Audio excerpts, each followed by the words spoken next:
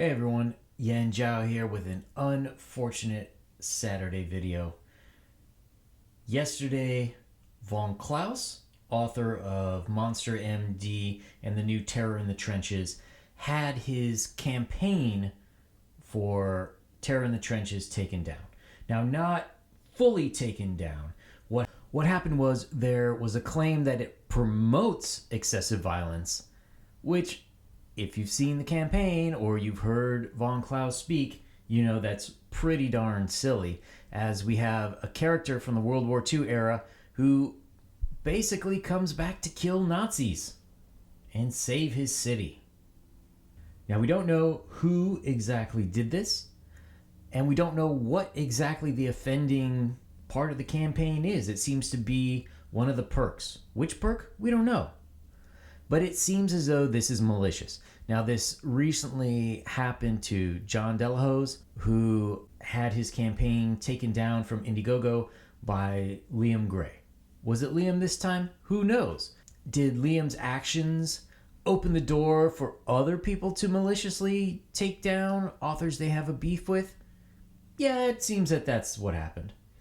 But this dovetails into another recent conversation in the indie comics community, and that is crowdfunding versus selling on a store.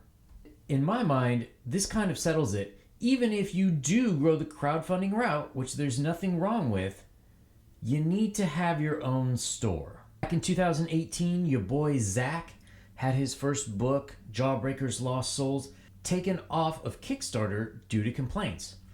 Now, at that time, he was able to switch over to Indiegogo, and all seemed good, especially once you had other people like Ethan Van Sciver, you had Mitch Breitweiser, and they were raking in the dough on Indiegogo. Once you're making that much money for a company, it's hard to believe that they'll kick you off. However, things have not been looking so good recently. You had Kickstarter and GoFundMe and others of that ilk recently join into an industry compact where they are going to set what is acceptable and not acceptable on these crowdfunding websites. This is a big problem. This might force newer creators to forego crowdfunding altogether. Now, what exactly is the difference between crowdfunding and having your own store? Well, crowdfunding is the end user, the person who's going to buy your product, essentially fronts you money. Hey guy, I like the cut of your jib and I think you're going to do awesome stuff. You don't have the money for an artist right now? Cool. I'm going to front you that money and I will accept the product when you get it finished. This is a big help for newer creators, for people who haven't been in the industry, although industry professionals have been able to exploit or use the system to create campaigns hundreds of thousands or even millions of dollars. So is this different from having your own store? Well, traditionally, whoever the creator is would make a book, get the writing, get the art, get it colored, get it printed, get it in a store, and I as a consumer would be able to thumb through it and say, I like it or I don't like it. And your income is going to depend on how much I like that book. It's a little bit different where I, as the consumer, now am willing to give you that chance, sight unseen, thinking, well, I kind of like what you're saying, I'm going to give it a chance. Is that different than traditional sales? Yeah, it is a bit. But it's not that different. The problem with crowdfunding is you only get one or two bites at that apple, and if you're not producing or if your stuff takes years and years to deliver, you're going to have a problem convincing people to buy your product in the future.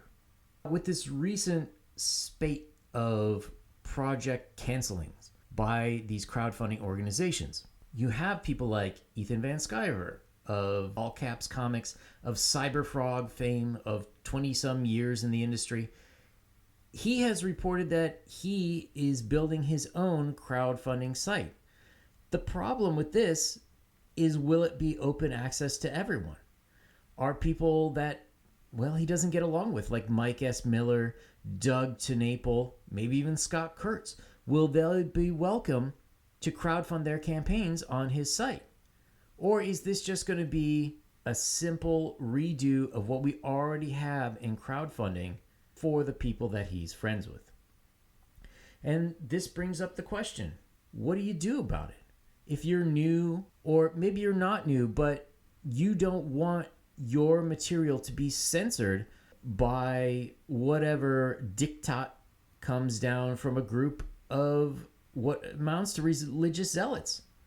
What do you do? Well, the answer is you need your own store. People have recently acted like crowdfunding sites are their stores. Some people would say, oh, no, that's ridiculous, but people will crowdfund their book and they'll keep them up in demand forever. You need your own store where you control the rules, where you can put your own products on without fear of censorship. Now, is it going to be hard to get new people interested in spending money at your store? Are they going to trust you? Yeah, it's probably going to take a bit of work, but it can be done, especially once you've had one or two crowdfunding campaigns already. If you have a record of good product, good delivery time, people will definitely be willing to buy on your own store. Having spent over 15 years making websites and designing them, I can tell you they don't cost that much money anymore. For $50 to $100, you can have a perfectly workable website where you are able to put up products, take orders, process credit card or PayPal or whatever other form of payment you want to take, and then send out the product. It does not take much effort to start an online store these days. But the main thing is, all of these platforms will always have shifting terms of service and different standards by which they want to abide by. Your customers need a constant place to learn about you and your work. And the only way to do that is have your own site. What company will work with us today may not work with us in the future. You need to be your own master. Well, if you like this video, give it a thumbs up, click subscribe, and hopefully I'll be back with more fun stuff later.